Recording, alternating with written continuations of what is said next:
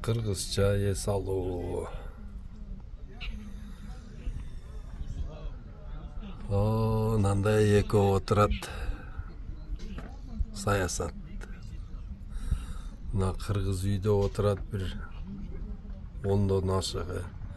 Булар деле саясатты уруп атат. Мынакта отурат акелерим, булар деле саясатты уруп атат. Ушулардын бардыгын топтоп,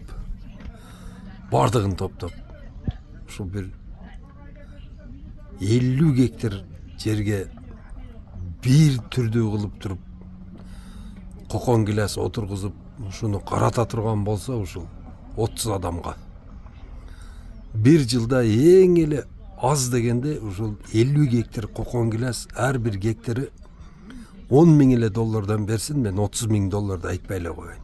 500 000 доллар киреше киргизет ушул 30 киши. Мына азыр отурушат. Алантты, бул ментти, мунун ордуна мынаны апарыш керек эле, ал иштей албай атат, бул жанчып атат. Ай, молодец, не молодец.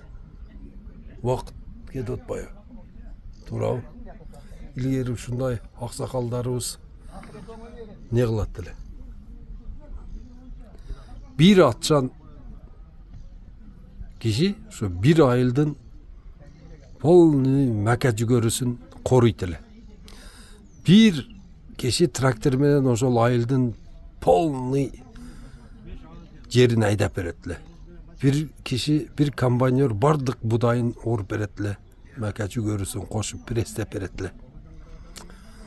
Bir почтальон ошол айылды кыдырып, полный бардыгына информация жеткирет эле. Bir мугалим 100дон бала окутат эле. Азыр ондой болбой калды да. Азыр кечке мына биздин президенттерибиздин катасы. Акаевдин дагы, Бакиевдин дагы, Атамбаев, Сооронбай Жээнбеков, мына Садыр Нуркожоевдин дагы катасы, бул адам иштетишти билбей атышат булар. Адамдардын бардыгын иштетиш керек. Bir тыным койбой иштетиш керек. Азыр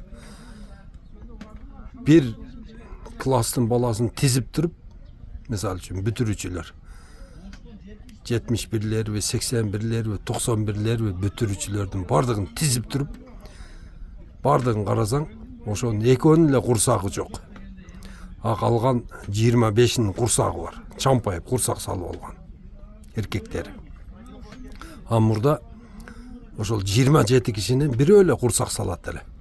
Итогунун бир ичинде бир паразити бар, ошол семирет эле. Азыр карабайсың мен.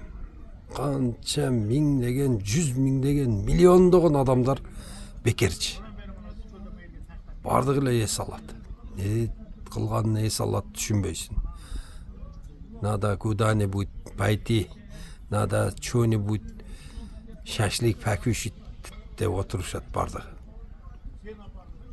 Мына туугандар, Кыргызстандын өнүгүү концепциясы бул жалпы кыргыз эли жапатырмак туруп бир плановый экономикага өтүш. Мына ошондон кийин өзгөрүү келет бизге.